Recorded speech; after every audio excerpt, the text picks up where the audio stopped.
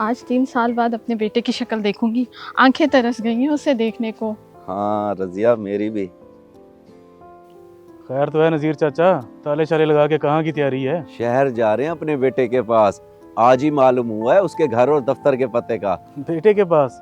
क्या करेंगे उसके पास जाके? उसने कभी पूछा तो है नहीं आप लोगों को, ना ही कभी रुख किया गाँव का। वो नहीं आया तो क्या हुआ, हम जा रहे हैं ना उसके पास। सुना है वो बड़ा आदमी बन गया है। पता नहीं उसे याद भी होंगे आप लोग या नहीं। मैं तो यही कहूँगा कोई फायदा नहीं जाने का, रहने ही दें। शाबाश है, इतने अरसे बाद पता चला है उसको और अब रहने दें। अब तो हम शहर जाएंगे और काफी दिन लगा के आएंगे उसके पास।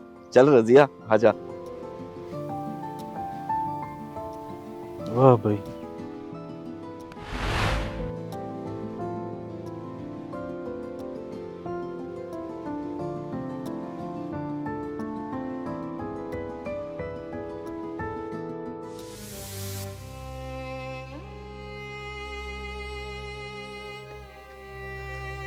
यही है बेटे, रिहान नजीर साहब का घर यही है ना?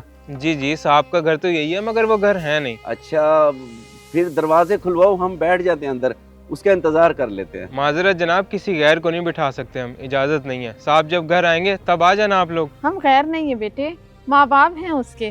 माँ बाप, वो भी रेहान साहब के तुम लोग। अच्छा मजाक है, चलते बनो यहाँ से। जब साहब आएंगे तब आ जाना। चलो शाबाश, चलो।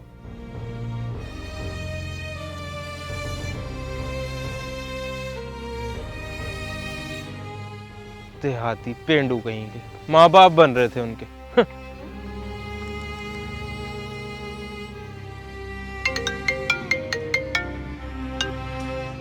हेलो, हाँ हाकिम अली। साहब जी, कोई देहाती आए थे, एक बुजुर्ग और उनके साथ कोई खातून थी। खुद को वालिदैन बता रहे थे आपके। अच्छा, कहाँ गए फिर वो? भगा दिया ना उन्हें? जी जी साहब, मैंने भगा दिया। अंदर बैठने का कह रहे थे, मैंने कहा कि साहब ने इजाजत नहीं दी हुई। ठीक किया ना? हाँ, बहुत अच्छा किया तूने। बस वो कोई रिश्तेदार आ जाते हैं ड्रामेबाजियाँ करने गांव से। अगर आइंदा भी कभी आए तो भगा देना उन्हें। जी बेहतर साहब जी। ये कहाँ गए मुंह उठा के मुझे बेइज्जत करवाने। अब रेहान के अब्बा क्या करेंगे हम? उसके दफ्तर जाएंगे और क्या। घर नहीं था तो दफ्तर में तो होगा। उसके दफ्तर का भी पता है मेरे पास, तू फिक्र ना कर, चल।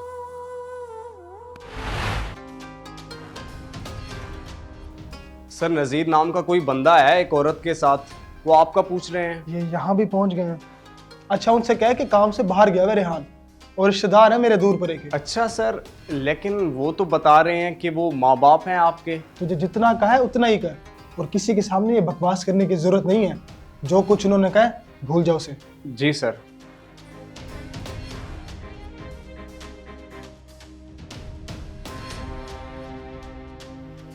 सर कहीं काम के सिलसिले में बाहर गए हुए हैं, ऑफिस नहीं है। आप कल चक्कर लगा लेना। कल? ठीक है बेटे। अब क्या करें, गांव वापस चलें? यहाँ कहाँ रहेंगे? ओ पगली, बैठ कर इंतजार करते हैं, वापस तो दफ्तर ही आएगा ना। शाम तक देखते हैं, वरना घर पता कर लेंगे दोबारा। ठीक है जी, चलें।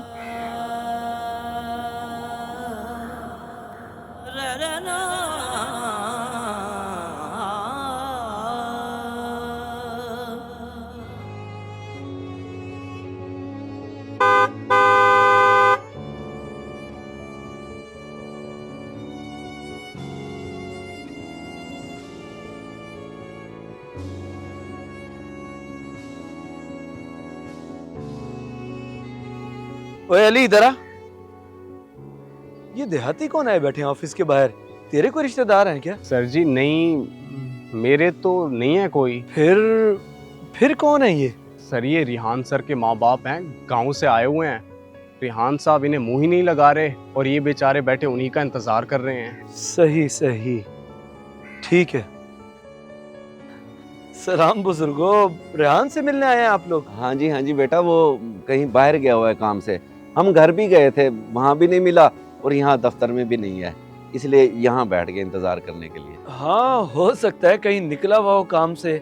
वैसे आप लोगों को पहले कभी नहीं देखा, इतने अरसे से हम काम कर रहे हैं इकट्ठे। बेटा, हम 3 साल बाद आए हैं बेटे से मिलने। उसने तो राब्ता ही करना छोड़ दिया, ना कभी मुड़ के वापस गांव आया। बस फिर पता लगाया उसके घर और दफ्तर का किसी जानने वाले से, तो फौरन चले आए हम उससे मिलने के लिए। सोचा था कुछ दिन रहेंगे उसके पास। ओहो, चले मैं पता करता हूँ उसका, वो जरूर मिलेगा आपको, फिक्र ना करें आप।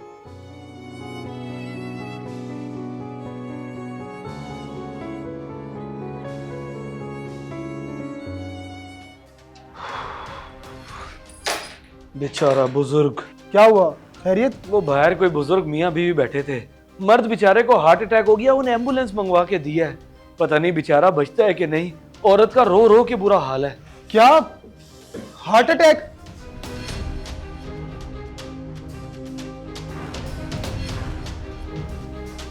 कहाँ एम्बुलेंस? किधर अब्बा? रेहान बेटे, आ गया ये रजिया।